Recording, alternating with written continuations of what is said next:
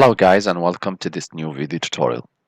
In this video I'm going to show you how you could insert or add your logo to your Excel sheet. You have multiple options how you can do that. So the first option, you can just add the logo simply as a picture. You go to your Excel sheet, you select the insert option, you click on pictures, and you locate the picture which you want to use from your desktop.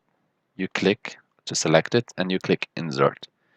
This option allows you only to add it inside, so you can always change the size and put it wherever you want. This is the first option. The second option, you can add it through page layout option. You go to background and you click work offline to locate the picture from your desktop, and you select the picture, you click insert, and your logo will be inserted into your worksheet.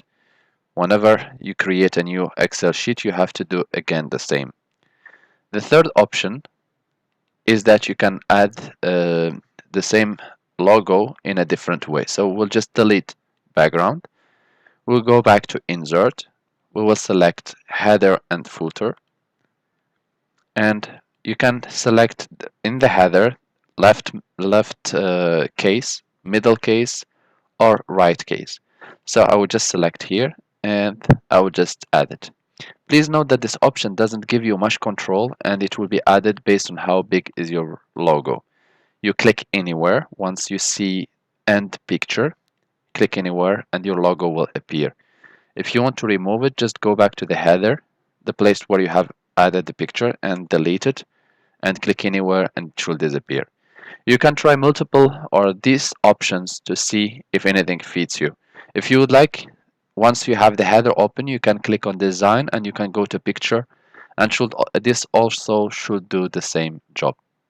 I hope this video tutorial was helpful to you guys. If you are still in need of help or assistance or advice, please leave us a comment or send us an email and we'll do our best to help you. If you would like, you can always encourage us by sharing with your friends and also by clicking like and subscribe. Thank you for watching and talk to you soon in a new video tutorial.